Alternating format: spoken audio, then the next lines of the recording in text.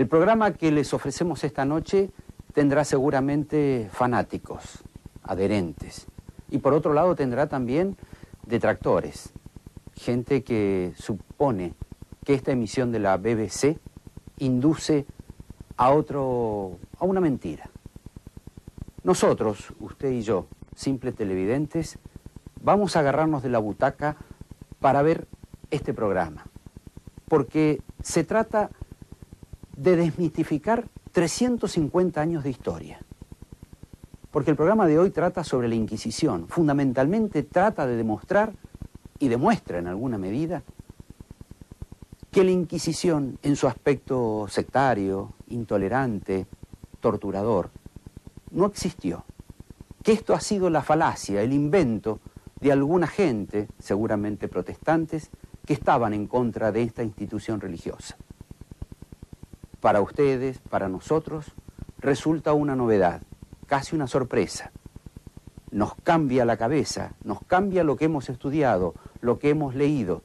Inclusive, ni siquiera sabemos que la Iglesia haya defendido tanto esta posición como lo hace esta emisión hoy de la BBC de Londres. Por eso, por este desafío, porque es el programa más polémico que nos ofrece la BBC, les sugiero, como les dije al principio, que se agarre la butaca. Jarrow, víspera del Año Nuevo 1911. ¿Pase? Tenemos problemas. Oh, no. Una de las vigas cayó sobre los trabajadores. ¿Y qué demonios significa eso? Pues no lo sé. El señor Wentwood me dijo que viniera aquí y dijera que teníamos problemas. Es todo. Yo no esperaba la Inquisición española. ¡Nadie espera a la Inquisición española! Yo no esperaba la Inquisición española.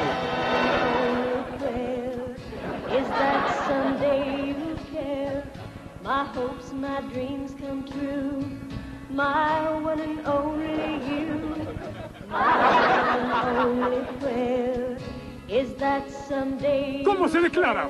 Pues inocente. ¡Ja! ¿Cardenal?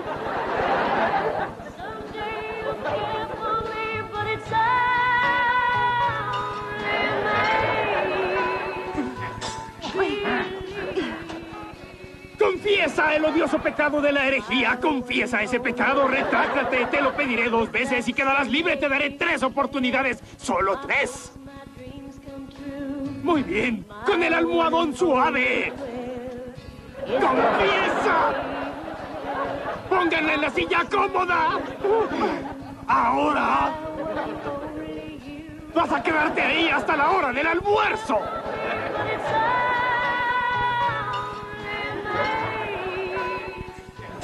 Ya me quiero ir. ¡Confiesa! ¡Confiesa! ¡Confiesa! ¡Confiesa! ¡Ay, tú no! La Inquisición española fue una infamia. Mucho antes de la caricatura de Monty Python, la historia había emitido ese veredicto.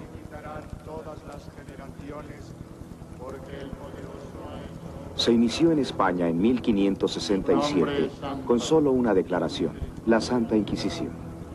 Una corte que no dependía de autoridad terrenal alguna. Un grupo de monjes contra los que no había apelación. No había nada en el mundo por encima de sus diabólicos ejemplos de tiranía. De hecho, excedían todo el barbarismo existente. Y una persona no podía equipararlo sino a aquellos a los que más se parecían. Y de quien debían proceder, su señor, el mismo Satán.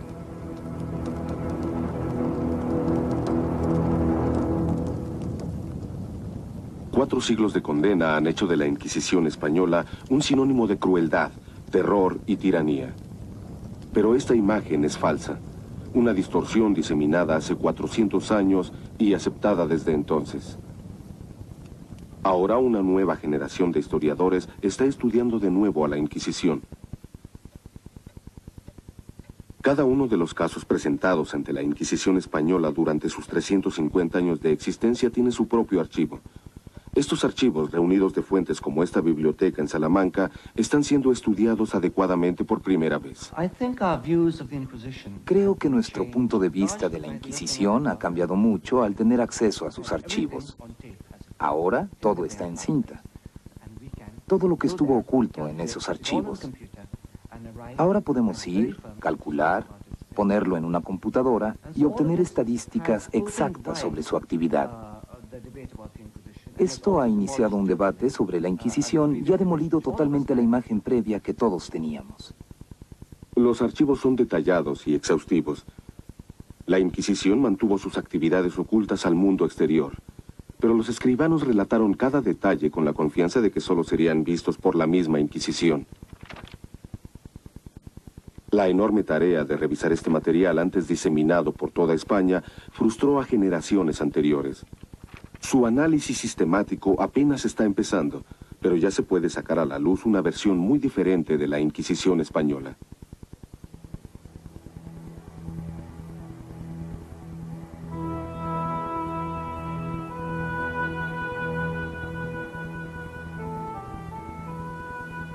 La España que dio nacimiento a la Inquisición en el siglo XV estaba desierta y aún aislada en el extremo de Europa.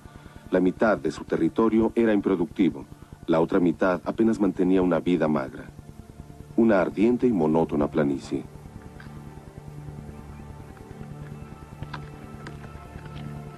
Sin caminos fáciles, sin un centro natural, sin un solo líder. Los españoles solo podían soñar con Hispania, ese país que estuvo unido durante los días de la conquista romana. Pero todo eso cambiaría.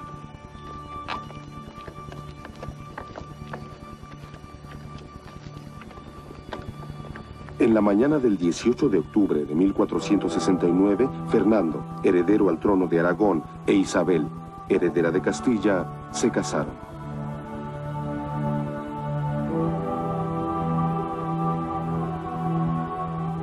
Esa boda acabó con siglos de rivalidad entre los dos reinos de España, que luego unirían al país. España, hasta entonces un nombre en un mapa, se convirtió en un hecho histórico. La itinerante corte real se reunía con frecuencia en la ciudad de Ávila. Aquí, en el monasterio de Santo Tomás, la fachada incorpora triunfalmente una H, por la reunificada España. Para Fernando e Isabel no podía haber una unión política sin unión religiosa. Entonces se ejerció presión en la gran población judía para su conversión.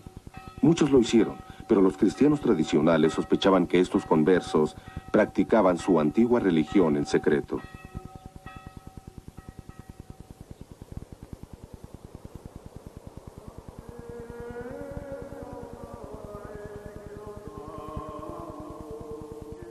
Las sinagogas, como esta en Toledo, fueron vigiladas. En 1480 se creó un nuevo cuerpo para la investigación, llamado el Santo Oficio de la Inquisición, llamado después comúnmente la Inquisición Española. Su tarea era descubrir la herejía, la desviación de la verdadera fe. Los conversos acusados de continuar el ritual judío podían ser quemados en la hoguera. La Inquisición había empezado, pero el mito aún estaba por crearse. Aun cuando los años de 1480 a 1510 fueron por mucho los más activos de toda la historia de la Inquisición, el resto de Europa no se apresuró a condenarla. Tenemos noticias muy precisas de embajadores italianos, el embajador de Venecia, el embajador de Francia, el embajador de Florencia, que escriben a los reyes católicos felicitándoles, naturalmente, porque ya, por fin, las tierras de Iberia son tierras de cristiandad. La verdad es que la Inquisición fue aplaudida por su persecución de los judíos conversos en España. Se decía que una nueva era de unidad cristiana había llegado. No duró mucho.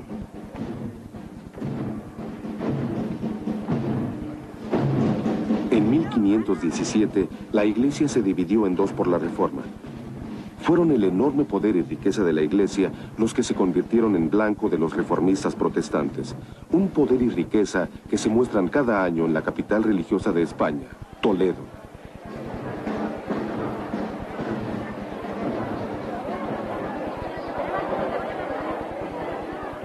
Hasta entonces, los sacerdotes habían sido los mediadores incuestionables entre Dios y el mundo pecador, esenciales para la salvación. Los reformistas declararon que los hombres llegaban a Dios solo por la fe, sola fide.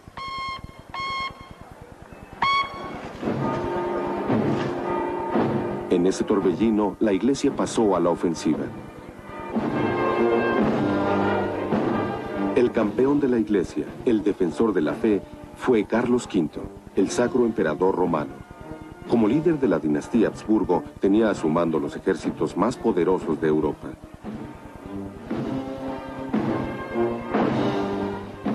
Pero Carlos era más que solo un Habsburgo. Como nieto de Fernando, ascendió al trono de España, colocando a este país al frente de la defensa de la fe. En la batalla de Mühlberg en 1547, sus enemigos fueron virtualmente aniquilados.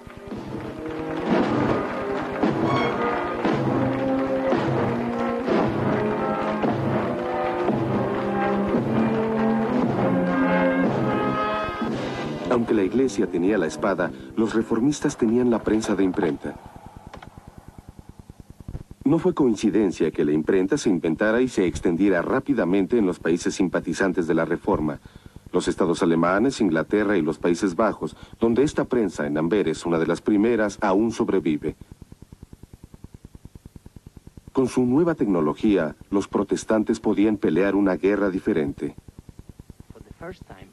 Por primera vez fue posible iniciar una campaña real de propaganda. Eso es lo que hicieron los enemigos de los Habsburgo españoles y muy hábilmente. La monarquía española no pudo neutralizar eso. Ellos peleaban en el plano militar y no en el de propaganda. Y sentían que era una forma injusta de pelear una guerra, que no era propio de caballeros. Los caballeros luchaban con armas, no con panfletos ni con ideas.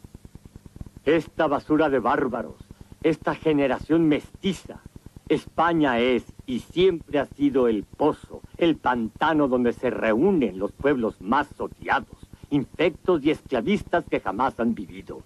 Su crueldad más que animal, su lujuriosa e inhumana defloración de sus matronas, esposas e hijas, su sodomítica proeza con jovencitos, todo eso hacen y son esos españoles semibárbaros.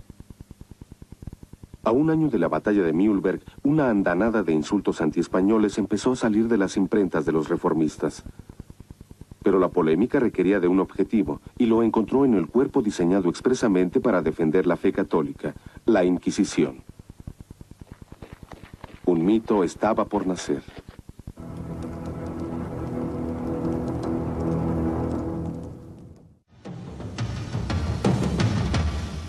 Todas las diferentes acusaciones se reunieron en este documento, el descubrimiento y declaración llana de las varias y sutiles prácticas de la Santa Inquisición de España, impreso en 1567. Ese mismo año fue traducido al inglés, francés, holandés y alemán. Su autor, disfrazado como víctima protestante de la Inquisición, escribía bajo el seudónimo de Montanus.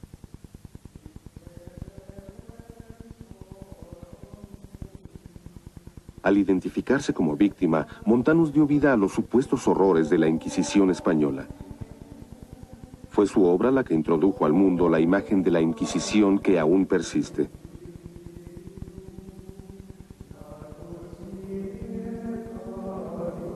Estos torturadores se cubrían de la cabeza a los pies con un atuendo de tela burda, como la que se usa para representar al diablo en obras de teatro. Todo esto para que la pobre víctima tuviera más miedo en cuerpo y alma al ver que lo torturaba alguien parecido al demonio.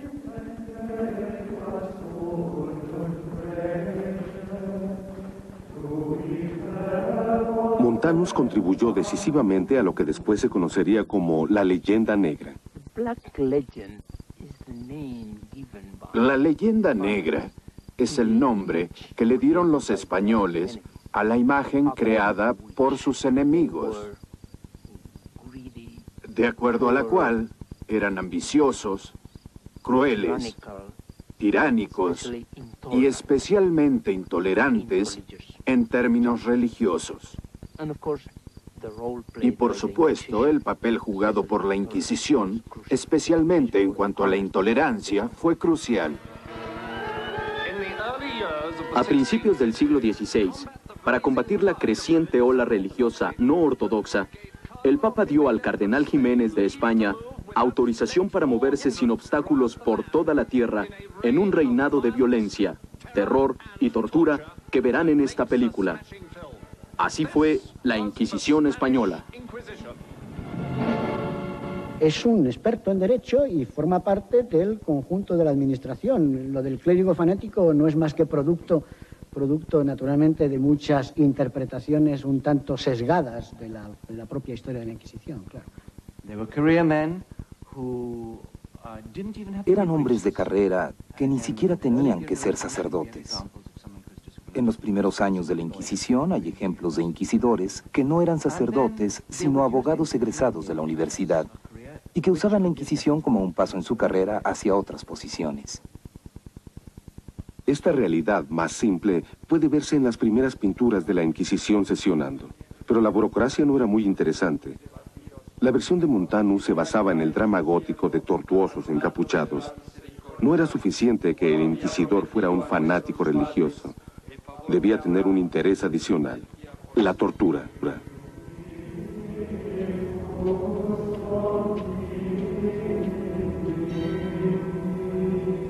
El abuso de la Inquisición es execrable.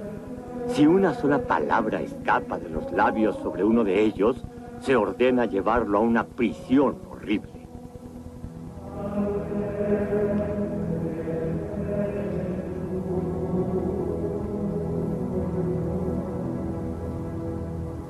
A los horrores de la prisión hay que aumentar las heridas, amenazas, latigazos, los hierros, torturas y potros que tenían que soportar.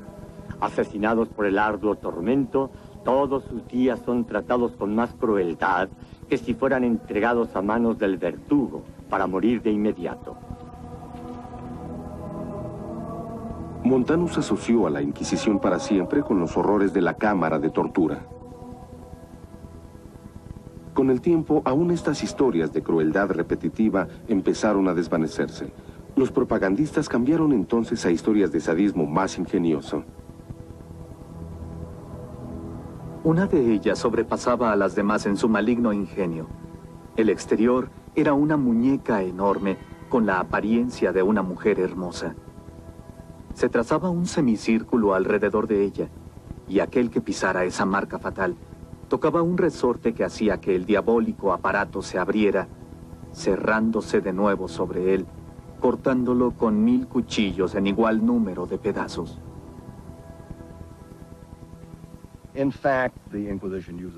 De hecho, la Inquisición usó la tortura muy poco. En Valencia, por ejemplo, encontré que de 7000 casos, solo el 2% experimentó tortura. Usualmente no más de 15 minutos. Y menos del 1% sufrió tortura más de una vez. No encontré que alguien fuera torturado más de 2 veces. Encontramos que al comparar la Inquisición con otros tribunales de España, la Inquisición torturó menos. Y en comparación con tribunales de otros países, la Inquisición virtualmente queda libre al respecto de la tortura. Durante ese periodo, la extrema crueldad física era muy común en el resto de Europa. En Inglaterra se podía ejecutar a quien dañara los arbustos de los jardines públicos. En Alemania, si se regresaba del exilio, se podía terminar sin ojos. En Francia se desentrañaba a aquel que robaba ovejas. La Inquisición no usó ninguno de estos métodos. Tenían un libro de reglas, las instrucciones, donde se especificaba lo que podía o no hacerse. Aquellos que rompían las reglas eran expulsados. Así que la Inquisición no solía, como se decía, quemar los pies de sus víctimas, emparedarlos para que languidecieran eternamente, o romper sus articulaciones con martillos, o azotarlos con las ruedas.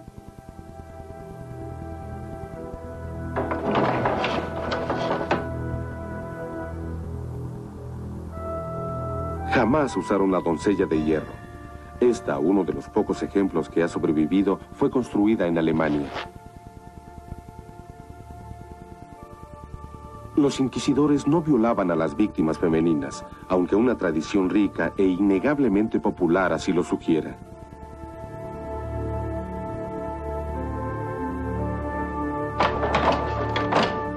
De hecho, la cámara de tortura de la Inquisición fue un mito popular. Nunca existió, aunque esta imagen fue reproducida miles de veces. Y no solo el uso de la tortura es falso. También se fabricaron historias sobre las horribles condiciones en que se mantenía a los prisioneros. Irónicamente, la Inquisición tenía probablemente las mejores cárceles de España. Esto puede sonar a blanquear sepulcros, pero infortunadamente es verdad. Voy a parafrasear algo de los inquisidores en Barcelona en el siglo XVI, cuando se les pidió que informaran el estado de sus prisiones. Respondieron, están llenas, y luego se quejaban con sus superiores en Madrid. No sabemos a dónde enviar al excedente de prisioneros. No podemos enviarlos a las cárceles de la ciudad porque están repletas y ahí mueren a razón de 20 por semana. Encontré ejemplos de prisioneros en cárceles seculares que blasfemaban para poder lograr su cambio a la prisión de la Inquisición y escapar del maltrato que recibían en las prisiones seculares. A pesar de la ficción gótica de Montanus, la evidencia nos lleva a una conclusión diferente.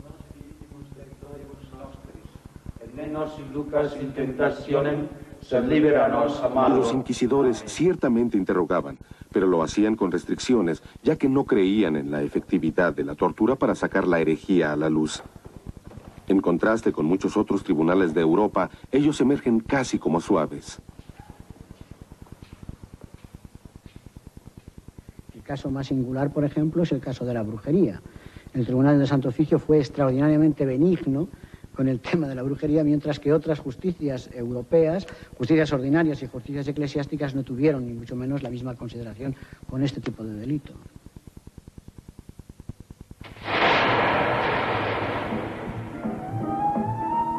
La persecución de las brujas fue un frenesí que recorrió Europa durante 300 años, entre 1450 y 1750. Con la sola acusación de una ofensa fantástica, como dormir con el diablo o concebir a sus hijos, las mujeres fueron torturadas brutalmente y quemadas en la hoguera.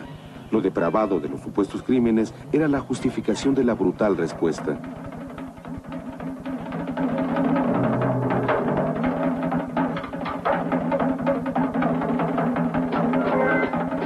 Un tribunal enfrentó el problema de forma diferente. Recuerden que los inquisidores eran abogados universitarios, y estos buscan evidencia. Para hacerlo decían algo como, así que esta mujer mató a un bebé. ¿Dónde está ese bebé? ¿Cuántos bebés han muerto? Y así sucesivamente buscaron la evidencia y no la encontraron porque, por supuesto, la brujería era, según suponemos, una ofensa imaginaria.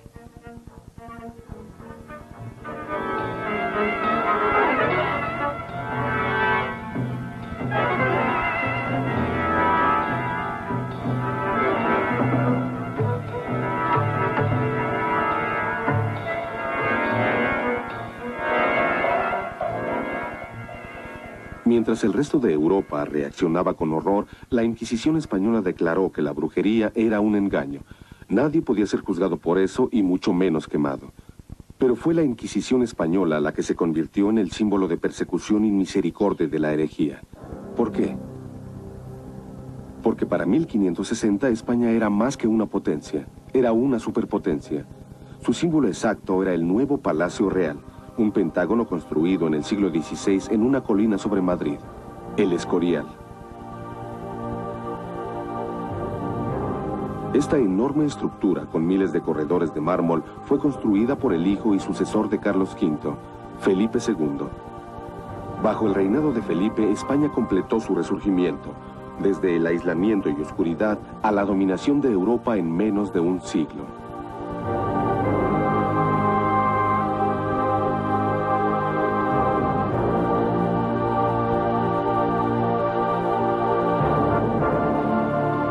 Felipe estaba en el pináculo de su poder terrenal, pero igual que su padre, Carlos, tenía una obligación superior. Antes que sufrir el menor daño a la religión y al servicio de Dios, prefiero perder mis estados y 100 vidas si las tuviera, porque no quiero ni deseo ser gobernante de herejes.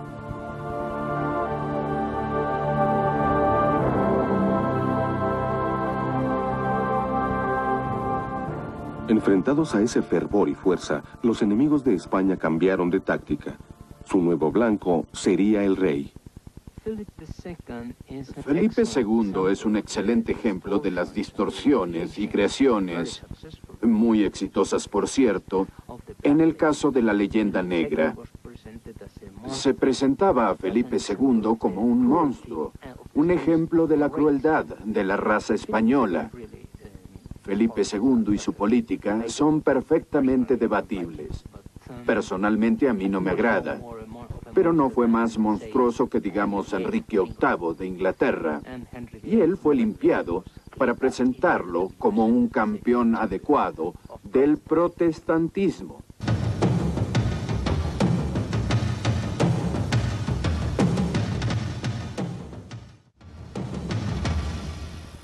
Felipe no se molestó con el embellecimiento de su imagen, creyendo que estaba por debajo de su investidura. Lo pagaría muy caro. En 1568, un año después de la publicación de Montanus, un incidente casual ayudó a los propagandistas. El hijo del rey, don Carlos, murió súbitamente. Las sospechas recaían en Felipe, y se aseguraba que no había actuado solo.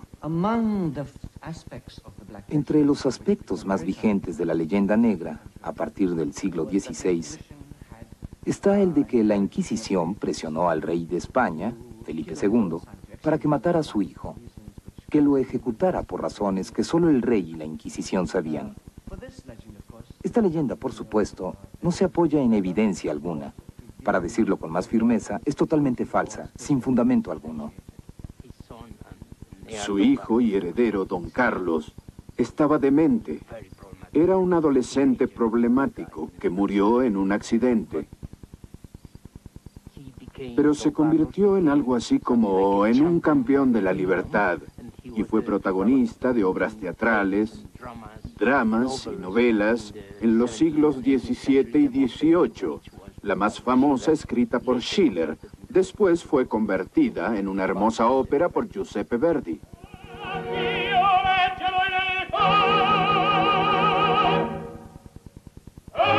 En la ópera de Verdi, don Carlos declara ante Dios su alianza con Flandes, una provincia de los Habsburgo gobernada por su padre, el rey, pero con fuertes simpatizadores protestantes que estaban en busca de su independencia.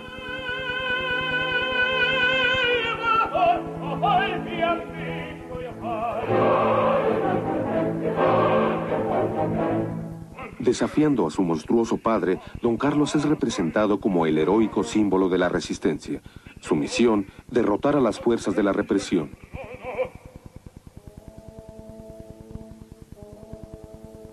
El siguiente acto se inicia con el rey en una agonía de duda. Solo en sus aposentos por la noche pondera cómo castigar el desvío de su hijo.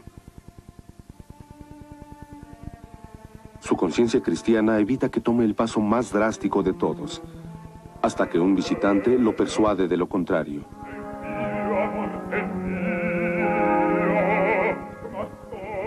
El gran inquisidor, representado como un anciano ciego, escucha al rey, quien vierte su angustia.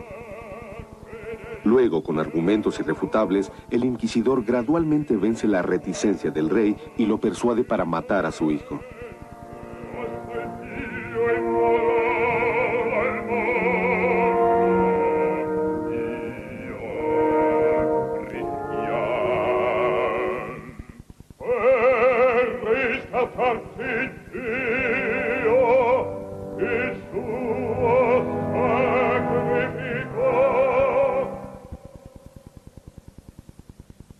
La ópera es ficción de principio a fin, y la distorsión de mayor influencia es aquella que nos presenta a la Inquisición entrando y saliendo del Escorial y de los aposentos del rey a voluntad.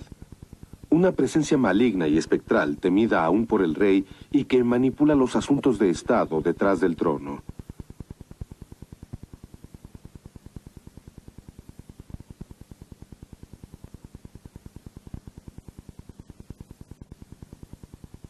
La muerte de don Carlos fue un obsequio precioso para los fabricantes del mito. En realidad, la Inquisición no tenía poder detrás del trono, y el inadecuado príncipe no fue un mártir heroico.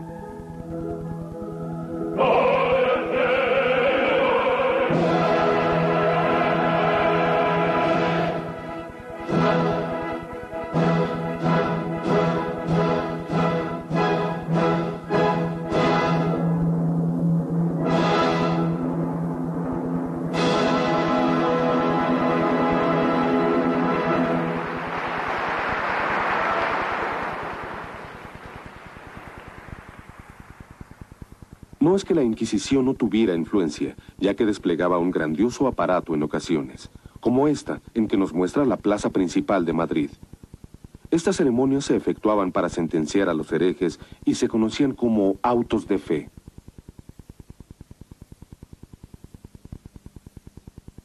También estaban presentes otros grupos poderosos, como otras autoridades eclesiásticas, instituciones seculares y la aristocracia.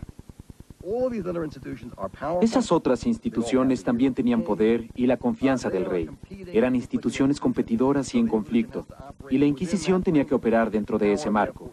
Su poder, así pues, era coartado o detenido por representantes de otras instituciones igualmente poderosas.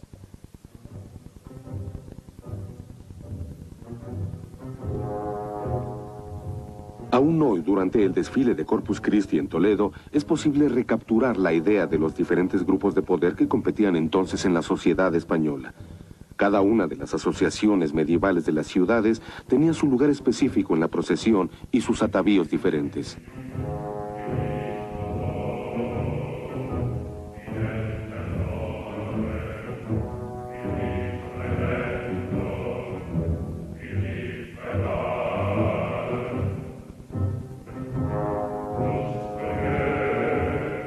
Tal limitación, sin embargo, no es nada comparada con las dificultades que la Inquisición encontraba fuera de las murallas de la ciudad.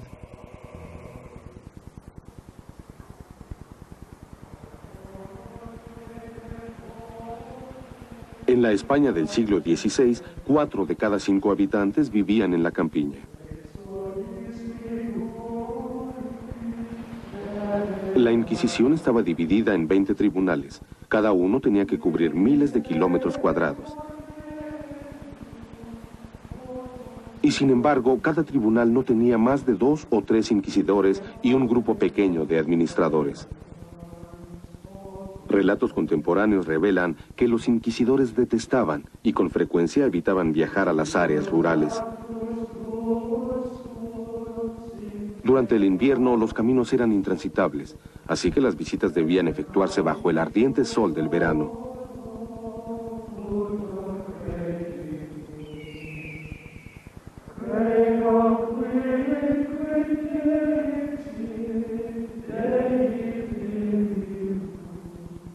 Una carta del sacerdote de una villa es típica. Escribió: "Esta aldea no sabe qué es la Santa Inquisición".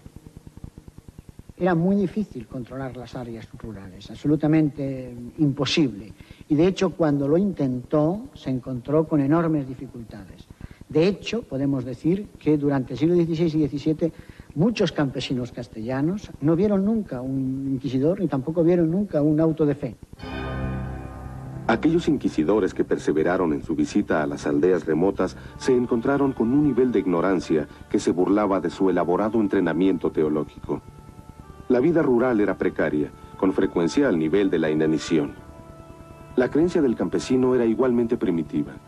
Su única seguridad religiosa es que tendría que morir, y después le esperaba la condenación y el castigo ingenioso y eterno.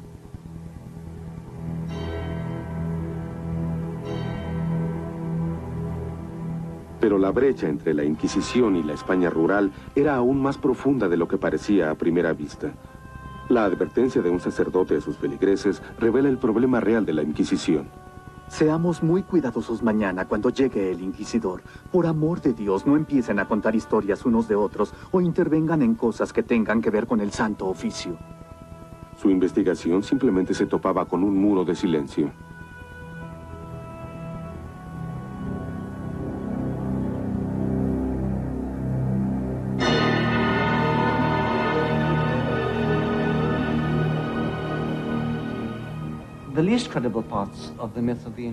La parte menos creíble del mito de la Inquisición es la relacionada con su imagen de institución omnipotente, capaz de controlar el pensamiento y la mente del pueblo.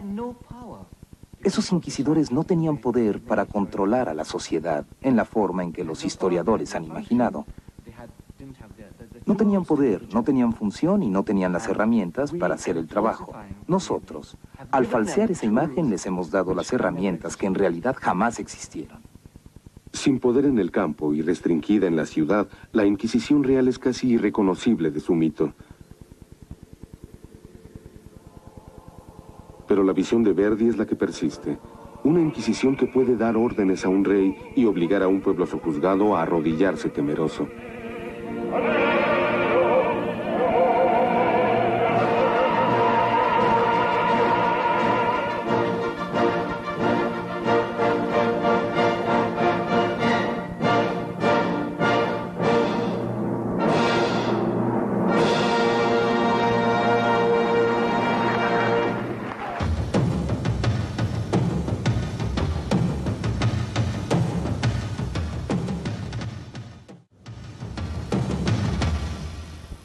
En 1570, 2 años después de la muerte de Don Carlos y con los ejércitos españoles ocupando la mayor parte de Europa, los propagandistas lograron su golpe más brillante. Circuló un documento que supuestamente venía de la Inquisición española y que ahora ha probado ser una falsificación. Decía que la Inquisición había decidido entonces exterminar poblaciones enteras por herejes. Este alegato probaría ser el más dañino y la acusación más duradera. Decía que la Inquisición española había cobrado cientos de miles y aún millones de víctimas, un alegato totalmente opuesto a la verdad.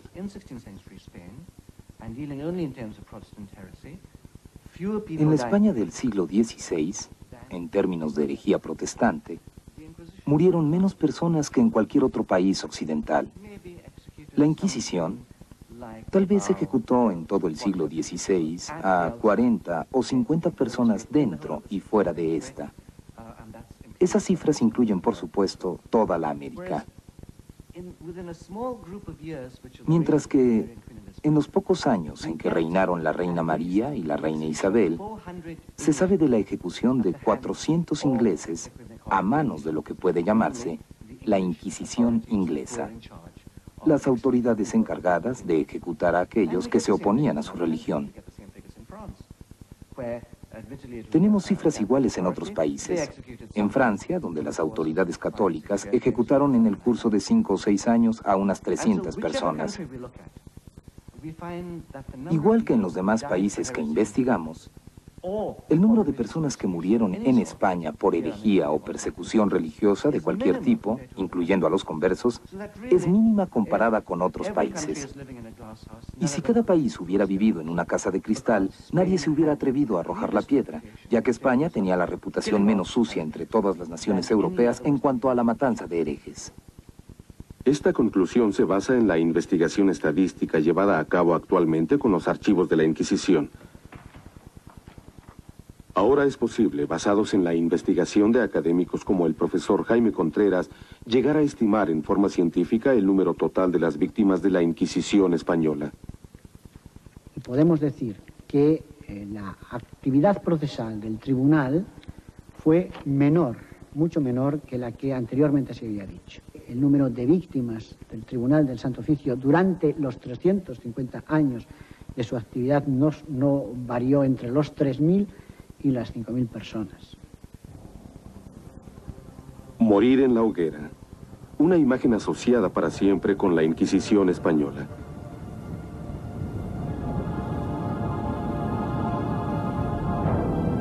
Pero la hoguera se usó para quemar herejes en Inglaterra, Francia, Alemania y Escandinavia.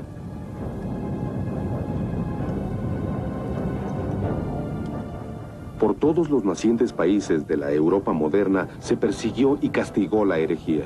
Pero la virulencia con la que los demás países de Europa se dedicaron a la tarea de quemar herejes es una historia que jamás se relata.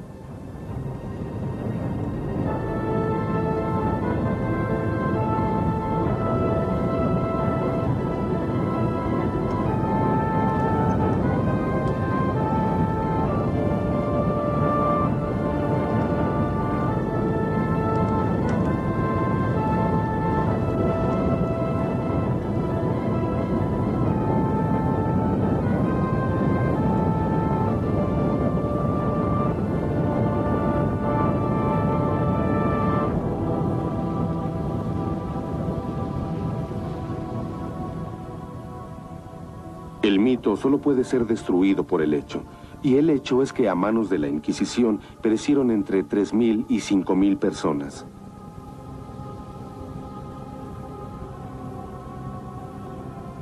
Durante ese mismo periodo, 150.000 brujas fueron quemadas por herejía en el resto de Europa.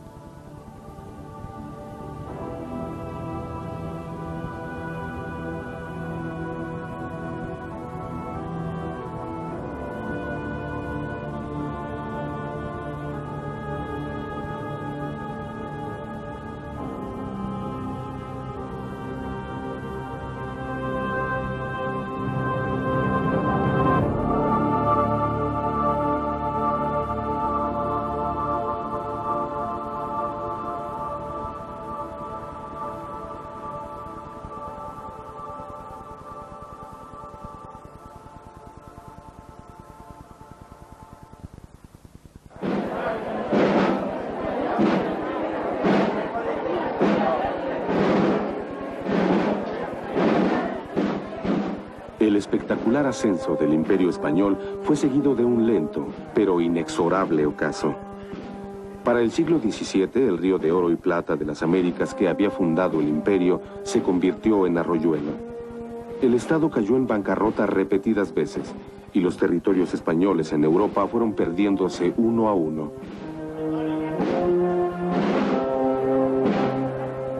Sus ejércitos ya no marchaban invencibles por Europa.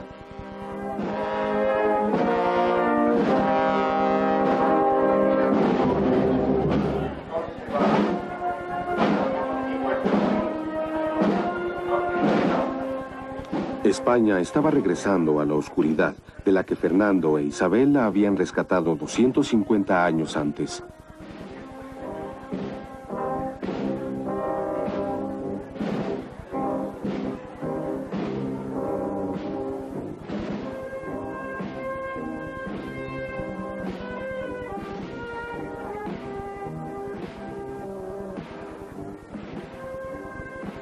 Abandonada de nuevo, España volvió a rezagarse de los asuntos europeos. Para el siglo XVIII, la Inquisición era muy débil y se dedicaba a herejías tales como la ebriedad y los juramentos en las iglesias. Su carrera había terminado, pero su mito era indestructible.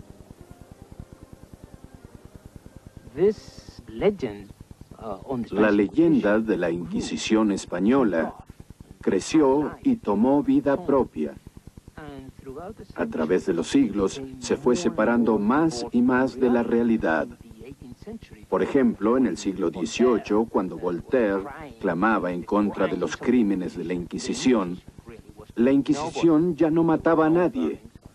No hubo hogueras o algo como eso en todo el siglo XVIII. Y para el siglo XIX, cuando desapareció la Inquisición, no había ajusticiado a alguien en un periodo muy largo. La Inquisición finalmente terminó aquí, en esta calle de Madrid. Pero sus supuestos horrores fueron presentados en forma más vívida que antes. El pintor español, Goya, representó sus abusos para satirizar al corrupto gobierno español de su época.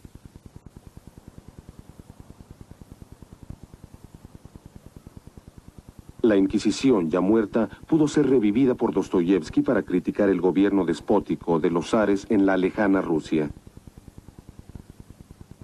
Como mito, la Inquisición se volvió de uso común, no solo para el fanatismo religioso, sino para la descripción de la injusticia y el terror que los estados poderosos de la Europa moderna infligían a sus súbditos. El mito de la Inquisición tuvo uso especial en el siglo XX. La Inquisición americana, justicia e injusticia en la Guerra Fría. ¿Es usted ahora o ha sido alguna vez miembro del Partido Comunista?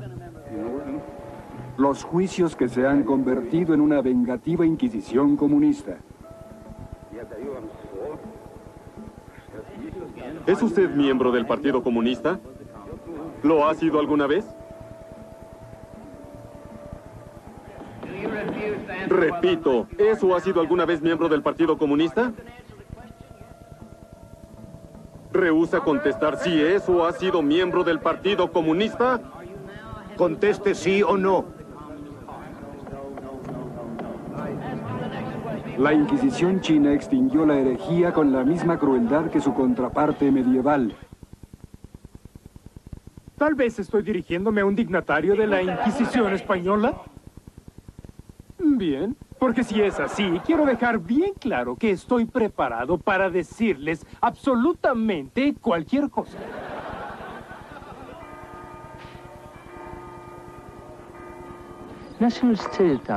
Los estereotipos nacionales cumplen funciones muy complejas. Por un lado, simplifican la realidad.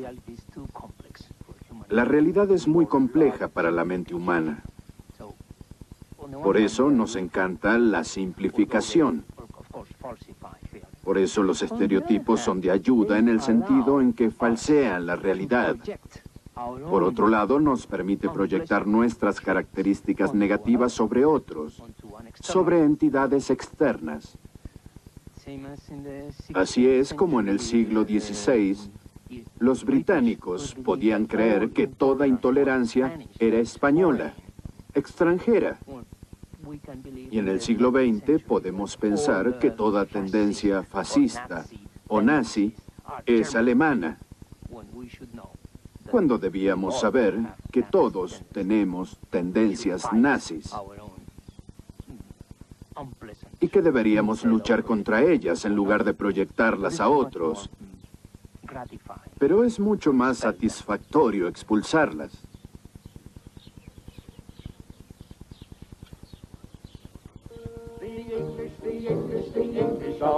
I wouldn't give tuppence for all of the rest. And crossing the channel, one cannot say much for the French or the Spanish, the Danish or Dutch. The Germans are German, the Russians are red, and the Greeks and Italians eat garlic in bed. The English are moral, the English are good, and clever, and modest, and misunderstood. And all the world over, each nation. Como les advertí, tuvimos un programa desafiante, polémico, de tesis. Un programa que no sé si dirá toda la verdad, pero que nos acerca a la discusión de la verdad. Un programa que ayuda a pensar. Esa es la propuesta de la BBC y también la propuesta que comparte Ámbito Financiero. Que se discuta, que se polemice, que cada vez nos podamos iluminar mejor.